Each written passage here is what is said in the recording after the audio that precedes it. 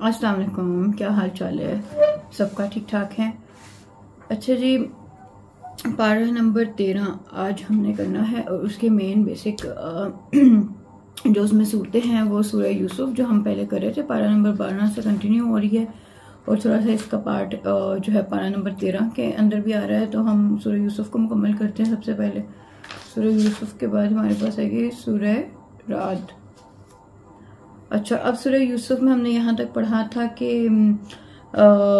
हज़रत यूसुफ की पाक दामनी की गवाही जुलेहा ने भी दे दी थी और ये यहाँ पे हमने एंडिंग की थी। अब यहाँ से पारा नंबर 13 स्टार्ट हो रहा है।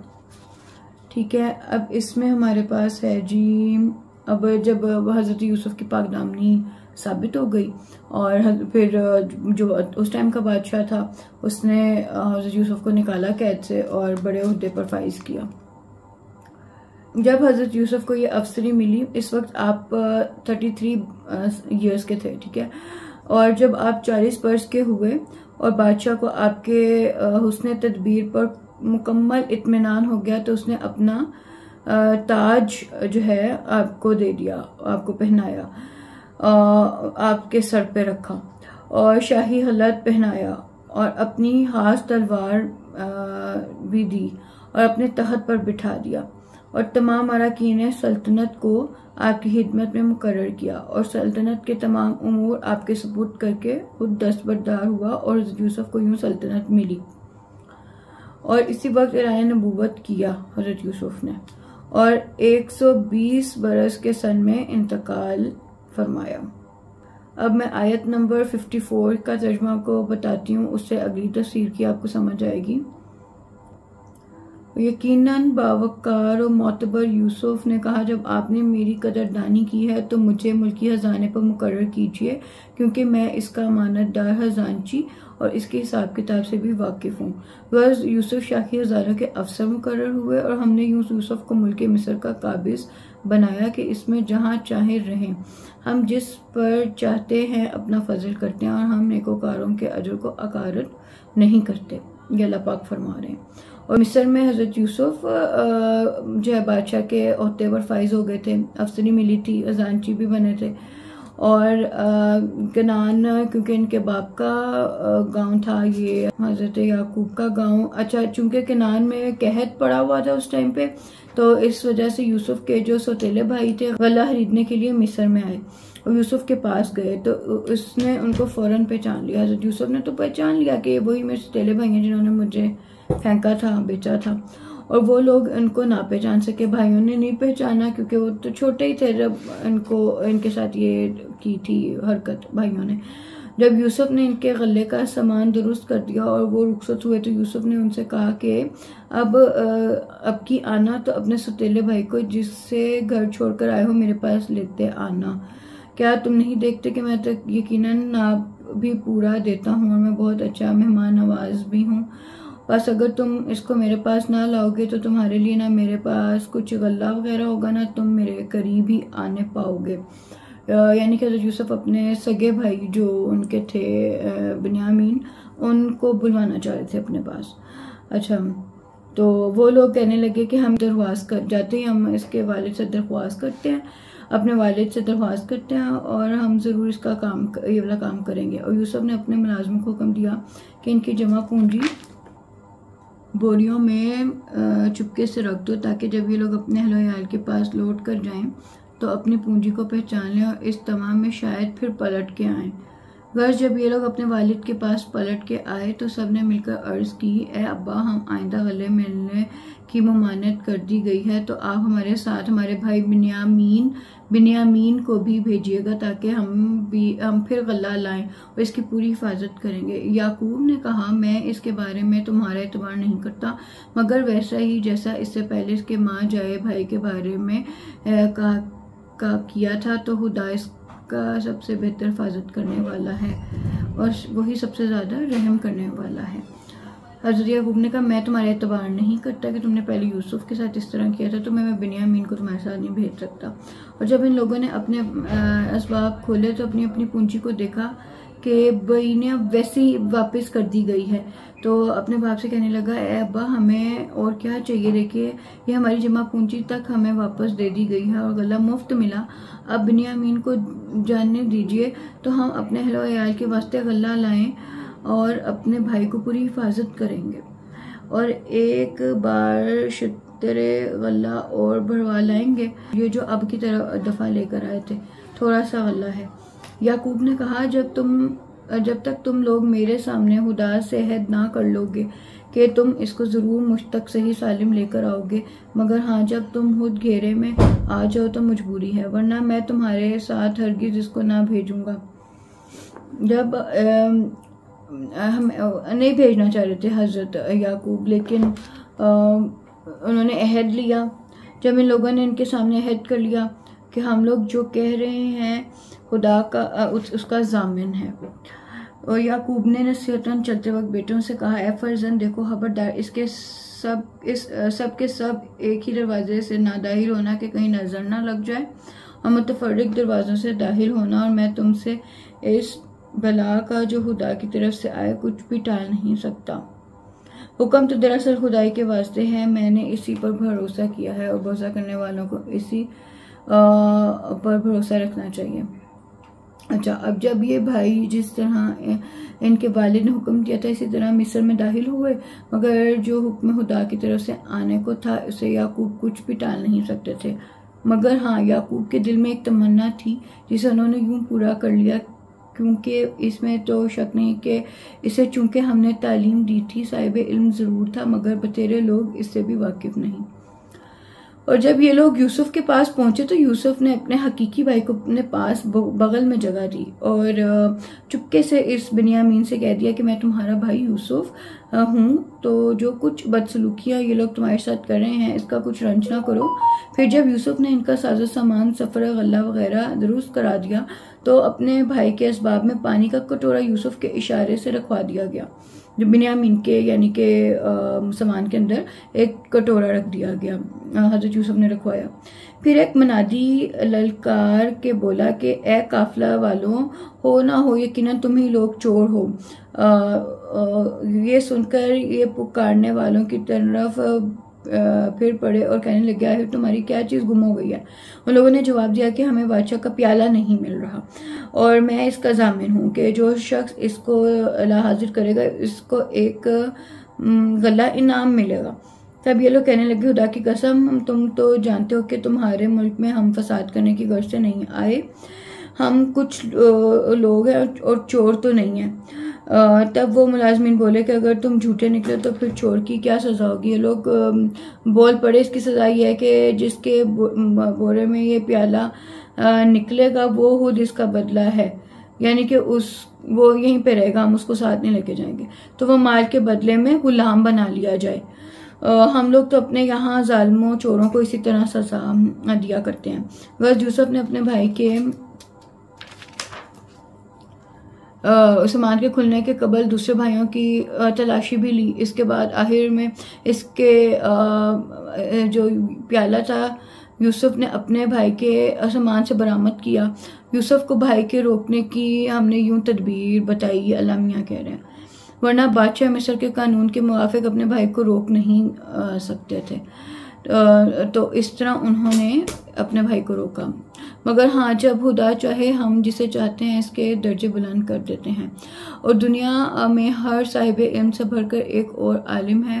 गर्ज बिन्यामीन रोक लिए गए। ये लोग कहने लगे, अगर इसने चोरी की तो क्या तज्जुब है, इसके पहले इसका भाई यूसुफ चोरी कर चुका है। तो यूसुफ ने इसका जवाब ना दिया, इसको अपने दिल में पोशीदा रखा और इन पर जाहिर ना होने दिया, मगर ये कह दिया कि तुम लोग बड़े खाना खराब बुरे आदमी हो और जो इसके भाई का चोरी का हाल बयान करते हो इससे खुदा खूब वाकिफ है। इस पर इन लोगों ने कहा, ए अजीज़, इस बिन्यामीन के वालिद बहुत बूढ़े आदमी हैं और उसको बहुत चाहते हैं, तो आप इसको इवज़ हमसे किसी को ले लीजिए, इसके इवज़ किसी को ले लीजिए और इसको छोड़ दीजिए, क्योंकि हम आपको बहुत नेकोकार बुजुर्ग समझते हैं। यूसुफ ने कहा माज़अल्लाह ये क्यों कर हो सकता है, हमने जिसके पास अपनी चीज़ पाई हम उसे छोड़कर किसी दूसरे को कैसे पकड़ें। अगर हम ऐसा करेंगे तो ज़रूर बड़े बेइंसाफ ठहराए जाएंगे। फिर जब यूसुफ की तरफ से मायूस हुए तो हम मशवरा करने के लिए अलग होकर खड़े हो गए। जो शख्स इन सब में बड़ा सा यहूदा था, उसका नाम, कहने लगा कि भाइयों, क्या तुमको मालूम नहीं है कि तुम्हारे वालिद ने तुम लोगों से खुदा का अहद लिया था और इससे पहले तुम लोग यूसुफ के बारे में क्या कुछ कर चुके हो। तो जब तक मेरे वालिद मुझे इजाज़त न दें या खुद खुदा मुझे कोई हुक्म न दे, मैं इस सरजमीन से हरगिज़ ना टलूँगा। यहूदा कहने लगा, बड़ा भाई, खुदा तो सब हुक्म देने वालों से बेहतर है। तुम लोग अपने वालिद के पास पलट के जाओ और उनसे जाकर अर्ज़ करो, ए अब्बा, आपके साहबजादे ने चोरी की और हम लोग तो अपनी दानिस्त के मुताबिक इसके लिए अहद तो किया था, मगर अब हम आफत आ गई है तो वह भी आफत की निगहबान तो थे नहीं। तो अब आप इस बस्ती मिस्र के लोगों से जिसमें हम लोग थे दरियाफ्त कर लीजिए और इस काफिले से भी जिसमें हम आए हैं पूछ लीजिए, और हम यकीनन बिल्कुल सच्चे हैं। वह जब इन लोगों ने जाकर बयान किया तो याकूब ने कहा, इसने चोरी नहीं की, बल्कि ये बात तुम अपने दिल से घड़ रहे हो। तो खैर, सब्र, खुदा का शुक्र करते हुए खुदा से जो मुझे उम्मीद है कि मेरे सब लड़कों को मेरे पास पहुंचा दे, बेशक वो बड़ा वाकिफकार रहीम है। और याकूब ने इन लोगों की तरफ से मुंह फेर लिया और रोकर कहने लगे, हाय अफसोस यूसुफ पर, और इस कदर रोए कि आंखें इनकी सदमा से सफ़ेद हो गईं। वो बड़े रंज के जाबित थे और ये देखकर इनके बेटे कहने लगे कि आप तो हमेशा यूसुफ को याद करते रहते हैं, यहाँ तक कि बीमार हो जाते हैं, जान ही दे दीजिएगा, अपनी जान ही दे देंगे। याकूब ने कहा, मैं तुमसे कुछ नहीं कहता, मैं तो अपनी बेकरारी और रंज की शिकायत खुदा ही से करता हूँ, और खुदा की तरफ जो बातें मैं जानता हूँ तुम नहीं जानते। ऐ मेरे फर्जंद, एक बार और फिर मिस्र जाओ, यूसुफ और इसके भाई जिस तरह ढूंढ के लेकर आओ।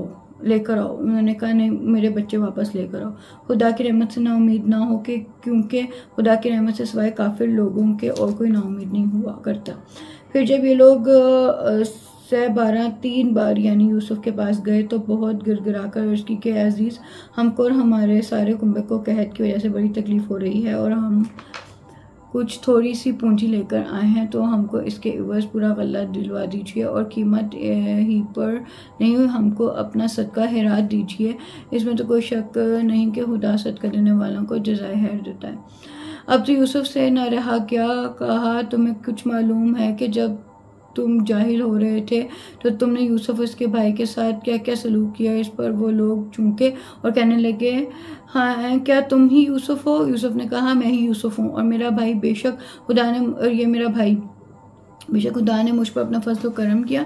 इसमें शक नहीं कि जो शख्स इससे डरता है और मुसीबत में सब्र करे तो खुदा हरगिज़ ऐसे नेककारों का अजर बर्बाद नहीं करता। वो कहने लगे, खुदा की कसम, तुम्हें खुदा ने यकीनन हम पर फजीलत दे दी है और बेशक हम ही यकीनन खताकार थे। खुदा यूसुफ ने कहा, अब आज से तुम पर कुछ इल्ज़ाम नहीं, खुदा तुम्हारे गुनाह माफ़ फरमाए, वो तो सबसे ज़्यादा रहीम है। ये मेरा कुत्ता है, ले जाओ और इसको अब्बा जान के चेहरे पर डाल देना कि वो फिर से बीना हो जाएं, यानी उनकी आंखें वापस लौट आएं। उनको मेरा कुत्ता उनके चेहरे पर डालो और तुम लोग अपने सब लड़के बालों को लेकर मेरे पास चले आओ। और जो ही काफिला मिस्र से चला था कि इन लोगों के वालिद याकूब ने कह दिया था कि अगर मुझे सुठियाया हुआ ना कहो तो एक बात कहूँ कि मुझे यूसुफ की बू मालूम हो रही है। वो लोग कुंबे वाले पोते वगैरह कहने लगे, आप यकीनन अपने पुराने ख्याल मोहब्बत में पड़े हुए हैं। फिर यूसुफ खुशखबरी देने वाला आया और उनके कुत्ते को उनके चेहरे पर डाल दिया तो याकूब फौरन फिर दोबारा आंख वाले हो गए। तब याकूब ने अपने बेटों से कहा कि मैं तुमसे ना कहता था कि जो बातें खुदा की तरफ से मैं जानता हूँ तुम नहीं जानते। इन लोगों ने अर्ज की, अब्बा, हमारे गुनाहों की मगफिरत की खुदा की बारगाह में हमारे वास्ते दुआ मांगे, हम बेशक आपा गुनाहगार हैं। याकूब ने कहा, मैं बहुत जल्द अपने परवरदिगार से तुम्हारी मगफिरत की दुआ करूंगा, बेशक वो बड़ा बख्शने वाला मेहरबान है। गर्ज जब फिर ये लोग याकूब को लेकर साथ चले और यूसुफ शहर के बाहर लेने आए। जब ये लोग यूसुफ के पास पहुंचे तो यूसुफ ने अपने माँ बाप को अपने पास जगह दी और उसने कहा, अब इंशाअल्लाह अल्लाह बड़े इत्मीनान से मिस्र में चलिए।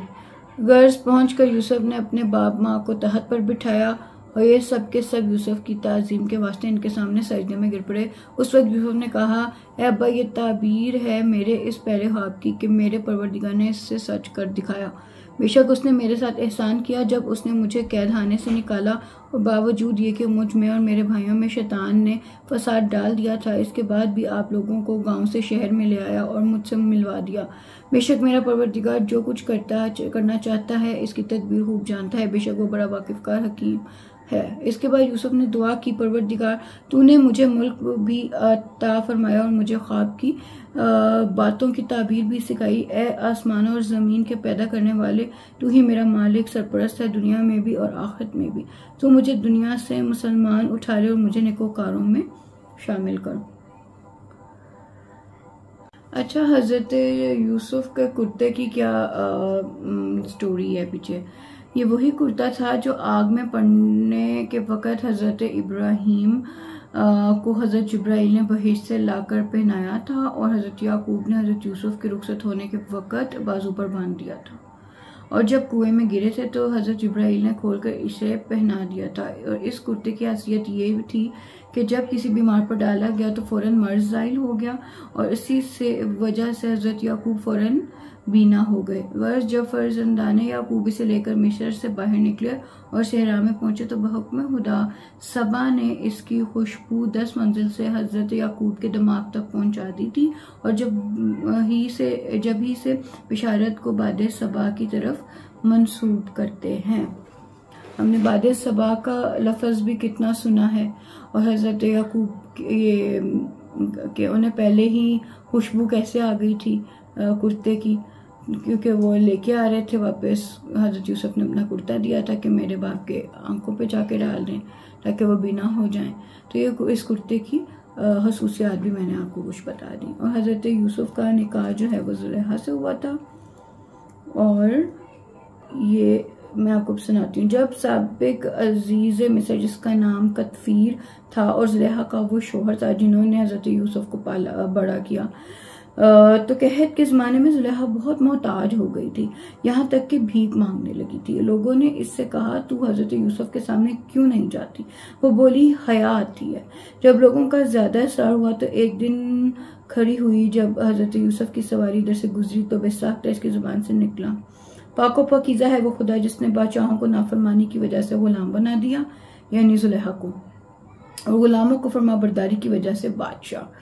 जब हज़रत यूसुफ ने सुना तो पूछा, क्या तू वही ज़ुलेहा है। वो बोली, हाँ। आपने पूछा, तेरी कोई हाजत। वो बोली, अब जब मैं बुढ़िया हो गई हूँ तो तुम मुझसे मेरी हाजत पूछते हो। ये सुनकर हज़रत यूसुफ इसे अपने महल में ले गए और पूछा, तुमने मेरे साथ ऐसा ऐसा किया। वो बोली, हाँ, मगर अब मुझे मलामत ना करो। आपने जब वजह पूछी तो कहा कि एक तो ये कि तुम सा हसीन खुदा ने पैदा ही नहीं किया, दूसरे मिस्र में मुझसा कोई खूबसूरत ना था, तीसरा मेरा शोहर नामर्द था। आपने पूछा, अब क्या इरादा है। वो बोली, दुआ करो खुदा मुझे जवान बना दे। गर्ज वो फिर से जवान हुई और आपने इससे निकाह किया तो वो बाकरा थी। इससे हज़रत यूसुफ को 3 औलाद हुई, एक मंशा, दूसरे इफ्राहिम और तीसरी जो है बेटी रहीमा जो हज़रत अयूब की जोजा थी, यानी हज़रत यूसुफ के दामाद हैं अयूब, हज़रत अयूब। ये देख लें तफसीर से कितना कुछ इंसान को पता चलता है। ये यहाँ पे जी हज़रत यूसुफ को इनके ख़ानदान से अल्लाह पाक ने मिलाया, बाप से मिलाया, और हज़रत यूसुफ का जो निकाह है वो ज़ुलेहा से हुआ था। अब हम सूरह राद कर लेते हैं। इसमें जी हज़रत अली की फजीलत का बयान है।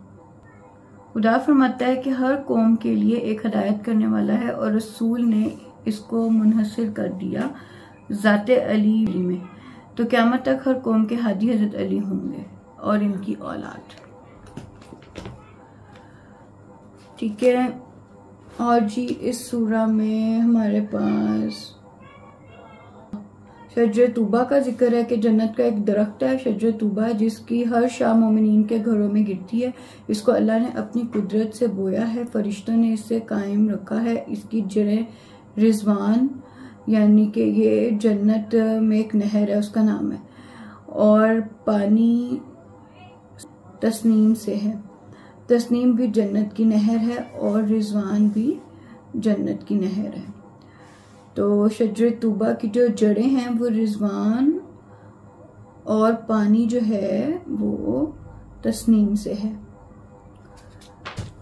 मुकम्मल फजीलत बयान हुई है शजर तूबा की।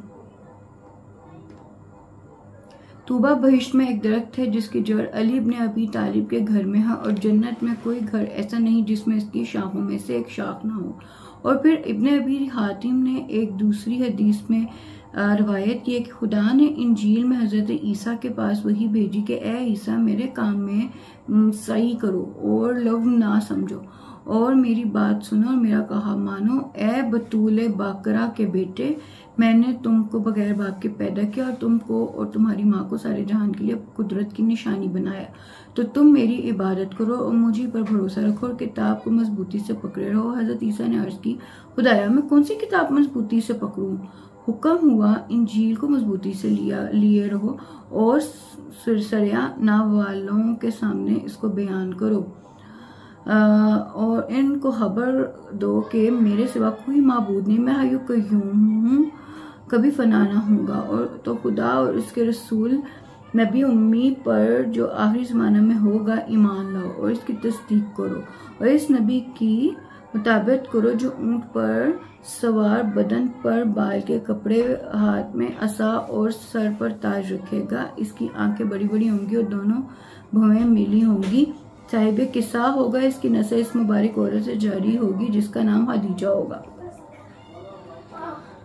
इस औरत के वास्ते खुदा ने बहिश्त में एक मोती महल बनवाया है जिसमें सोने का काम किया हुआ है और इसमें ना कोई तकलीफ होगी ना रंज। इसकी बेटी होगी जिसका नाम फातिमा होगा और इसके दो बेटे होंगे, हसन और हुसैन, जो शहीद होंगे। जो शख्स इस नबी के ज़माने में मौजूद हो इसकी बातें सुने, उसके लिए तूबा है। हजरत ईसा ने अर्ज की, तूबा क्या है? हुक्म हुआ कि ये बहिश्त का एक दरख्त है जिसको मैंने अपनी कुदरत से बोया है और मेरे फरिश्तों ने इसे कायम रखा है। इसकी जड़ रिजवान से है और इसका पानी तस्नीम से। ठीक हो गया। मैंने आपको कंप्लीट जो है ना, यानी शजर तूबा का हजरत ईसा से जिक्र किया, तो आखिरी ज़माने का भी हजरत ईसा से अल्लाह पाक ने जिक्र किया हुआ है इंजील में कि आखिरी नबी को मानेंगे तो आपका ईमान मुकम्मल है। लेकिन उनकी कौम उधर ही रुक गई, उन्होंने इंजील को भी चेंज कर दिया और आखिरी नबी हजरत मोहम्मद पर कोई ईमान ना लेकर आए वो लोग।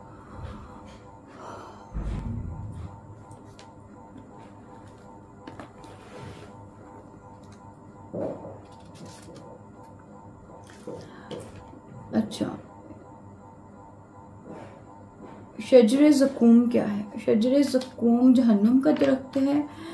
इसमें खून पीप उबलता हुआ पानी, शाखों पर सांप के फन, थोहर की लकड़ी खाना पड़ेगी जो भी जहन्नुम में होंगे, और सांप के सिड़ियां खाएंगे जहन्नमी लोग। यानी कि जन्नत और जहन्नुम के दरख्तों के बारे में बताया है। शजरे तूबा जन्नत का और शजरे ज़क़ूम जो है वो दोज़ख का दरख्त है। इसमें हजरत सुलेमान का जिक्र भी है। हजरत सुलेमान की जी 300 बीवियां थी और हजरत दाऊद की 100 बीवियां थी।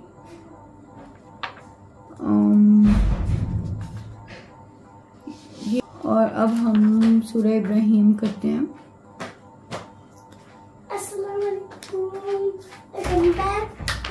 अस्सलाम। अब जो बड़ी बड़ी सूरतें हैं वो तकरीबन मुकम्मल हो गई हैं, अब छोटी छोटी सूरतें शुरू हो गई हैं। हजरत यूसुफ के बाद ना अब छोटी सूरतें आ गई। सूरह राद मुकम्मल भी हो गई है। अब सूरह इब्राहिम में ज़्यादा अल्लाह पाक की हम्द बयान हुई है और कफार की शनाख्त की हुई है। फिरौन का जुल्म के बारे में बताया हुआ है। हजरत मूसा का जिक्र है। शुक्र का मुकाम क्या होता है वो है, ना शुक्र की सज़ा क्या है। हज़रत नूह आद व समूद की कौम का जिक्र है जो कि हम डिटेल में पढ़ चुके हैं, हमें इसको अब डिटेल में नहीं पढ़ना। अच्छा, तवक्कल क्या है, नमाज की हिदायत की गई है। नमरूद की खुदा से जंग। अब नमरूद की खुदा से क्या जंग थी वो पढ़ लेते हैं, ये इम्पोर्टेंट है। जब हज़रत इब्राहीम आग से महफूज रहे तो नमरूद हसद की आग में जल मरा और कहने लगा, मैं आसमान पर जाकर इब्राहीम के खुदा को देखूंगा। लोगों ने हर चंद समझाया कि आसमान बहुत दूर है, इस पर जाना आसान नहीं, मगर वो कहाँ सुनने वाला था। इसने 3 बरस में एक बहुत ऊंचा महल बनवाया। जब इस पर चढ़ा तो आसमान इतना ही दूर नजर आया जितना जमीन से पहले उसको मालूम होता था, और दूसरे दिन वो महल गिर पड़ा जिससे बहुत से लोग दबकर मर गए। और तो गुस्सा हुआ और कहने लगा, इब्राहीम के खुदा ने मेरा महल गिरा दिया, अब मैं इससे आसमान पर जाकर जंग करूंगा। वर्ष उसने 4 गद पाले और एक संदूक के चारों कोनों पर चारों को बांध दिया और उनके सामने ऊपर गोश्त लटका दिया और खुद माँ वजीर के संदूक में बैठा। वर्ष वो गद गोश्त की तमाम में संदूक को लेकर उड़े और एक शब रोज उड़ने के बाद फिर ऊपर जाकर देखा तो आसमान को इतना ही दूर देखा जितना पहले, जितना से जब उस नीचे देखा तो पानी के सिवा और कुछ उसको नजर ना आया। फिर एक शब रोज के बाद नजर की तो आसमान को वही हालत और जमीन उसको धुआं मालूम हुई।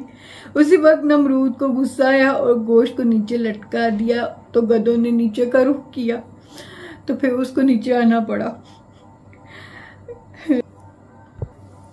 तो ये है कि जिसने नहीं समझना उस, देखें इसका महल भी गिरा तो ये बाज नहीं आया, ये गधे को ऊपर ले गया आसमान पे संदूक में बैठ के। तो ये देखे जिनकी आंखें बंद है, जिनके दिलों में मोहरें लगी हुई हैं, उनको अल्लाह का पैगाम नहीं पहुंचता, तो इनके लिए जहन्नुम तैयार की हुई है अल्लाह पाक ने। तो ये हजरत इब्राहीम के बारे में है। इसमें हजरत इब्राहीम के 99 वर्ष के सन में हजरत इस्माइल पैदा हुए। अच्छा, हजरत इब्राहीम के 99 वर्ष के सन में हजरत इस्माइल पैदा हुए और 112 बरस के सन में हजरत इसहाक। हजरत इस्माइल जो हैं हजरत इसहाक से 13 बरस बड़े थे।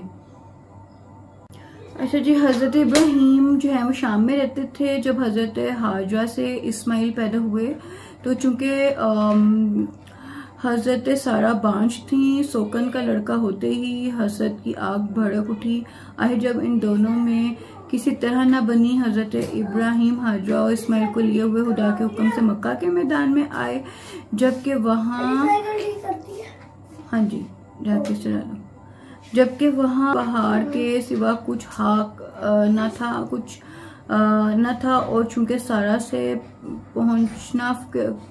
पहुंचाकर फौरन वापस आने का वादा कर लिया था, इन दोनों को तन्हा छोड़कर चले गए। और हाजरा ने एक दरख्त पर चादर डालकर अपने नन्हे से बच्चे को छांव में रखा, मगर जब बच्चे को प्यास लगी और पानी की तलाश में सफर मरवा पहाड़ों के दरमियान कई मरतबा इधर उधर दौड़ी और पानी ना मिला तो खुदा की कुदरत इस बच्चे के प्यास में एड़ियां रगड़ने से जमीन से चश्मा फूटा, जिसे आबे जमजम कहते हैं। अगर पानी निकला तो चरिंद परिंद जमा होने लगे। देखकर कबीला जुर्हम के लोग हाजरा के पास आए और इनकी कैफियत और हालत मालूम करके वहां रहने की इजाजत चाही और हजरत इब्राहीम दोबारा इनको देखने आए तो हजरत हाजरा ने इजाजत लेकर इनको सुकूनत की इजाजत दी। वो जंगल और प्रीत मैदान आबाद हुआ, ये सच है।